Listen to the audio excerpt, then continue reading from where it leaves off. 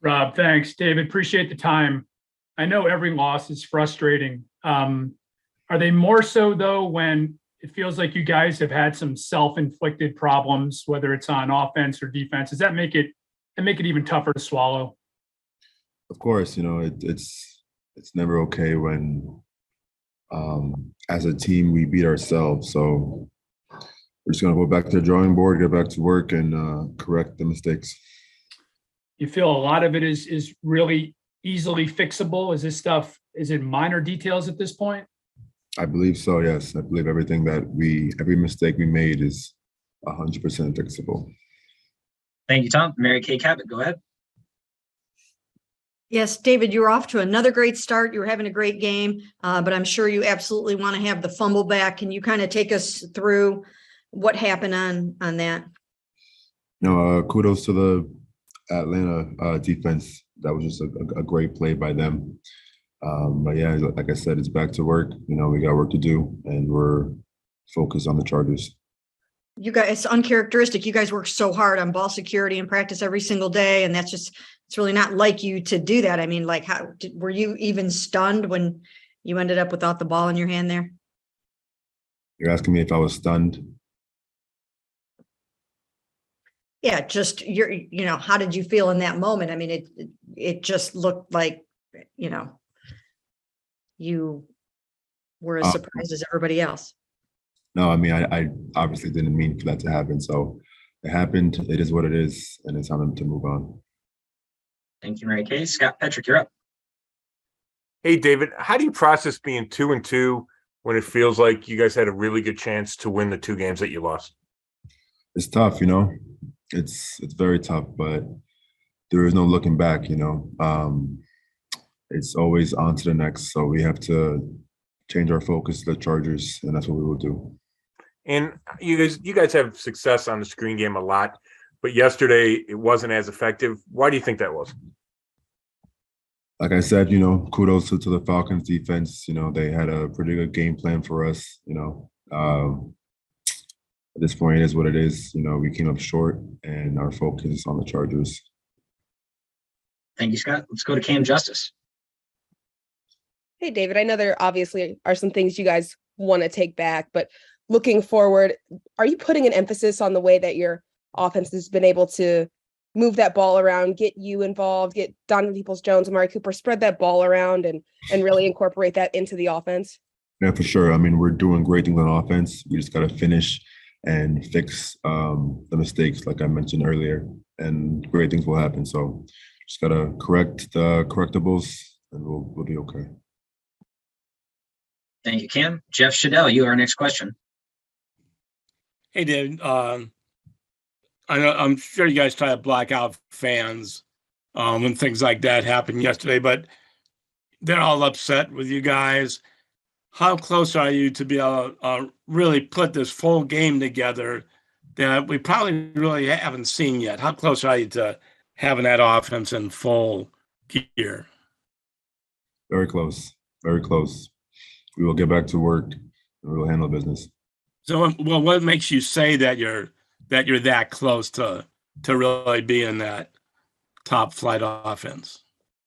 I feel like our mistakes on both sides of the ball, it's inches, and then the margin for error in the NFL is very small. So I feel like we're right there. We just gotta, do a couple things differently, and we'll be in good shape. So we are very close to putting a full game together. Thank you, Jeff. Let's go back to Mary Kay Cabot. Yeah, David, can you just talk about the mindset of the team right now? You guys are coming out of the, sort of the easier first part of your schedule, first quarter of your schedule here at 2-2, and now heading into the sort of gauntlet part of your schedule. How do you think you guys are approaching where you're at right now? How do you feel about where you're at and where you're headed? The way I see it, it's all nameless gray faces to me. And I think the team sees that in a very similar aspect. So it doesn't matter who we play. We buckle up our chin strap, and everything the same way. So it's all nameless gray faces. We handle 1 week first and then the next week after that, and so on. Okay, thank you. Thank you, Mary Kay. Scott Patrick, you're up again. Hey, David, there's so much focus on the couple of trips inside the 5 that netted only 3 points. Why do you think those play calls at the goal line didn't work? The question is, why do I think the plays on the goal line didn't work? Yeah. I mean, that's a good question.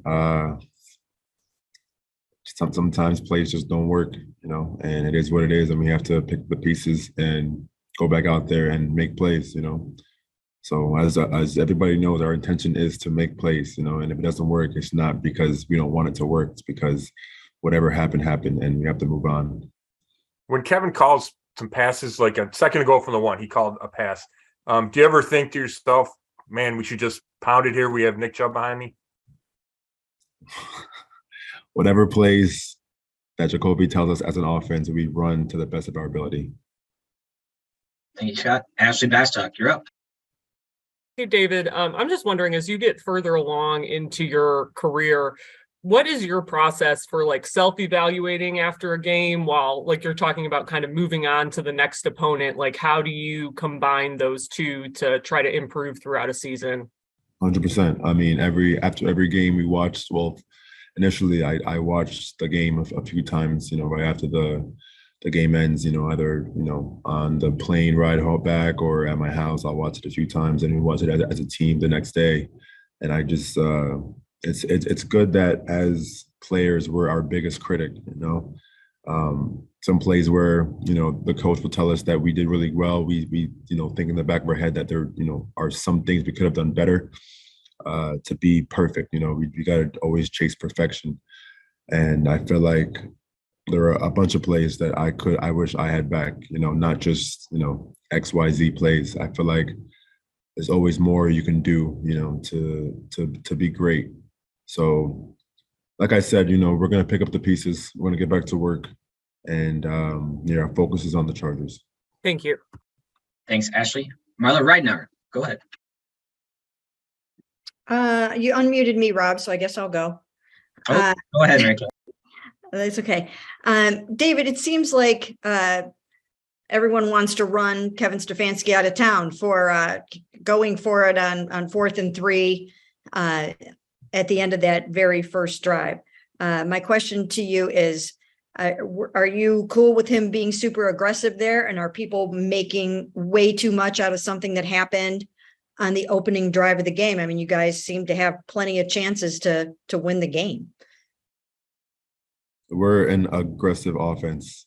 So I'm gonna be honest, stuff like that excites me. It shows that we're not afraid to, put it all on the line. And, sometimes we are able to, execute, other times not so lucky. It is what it is. This is football. You know what I mean? Like, we're gonna put our best foot forward and do everything we can in our power to succeed and win. So, like I said, this one hurt, but it's back to work, and our focus is on the Chargers. Thanks. Thanks, Mary Kay. And Marla, go ahead if you have one final question. Yeah, that was sort of along the lines of what I wanted to ask. But David, how do you feel about just how the offense feels when you're so close? I mean, are you guys still a tight unit that are super confident in what you're doing? I mean, it's like I said, there's a lot of, I know you're probably ignoring the second guessing, but just how do you feel as a unit when you're on the cusp here? Yeah, we don't let certain situations affect our confidence. We know what we have as an offense, as a team. We know what we can do. So,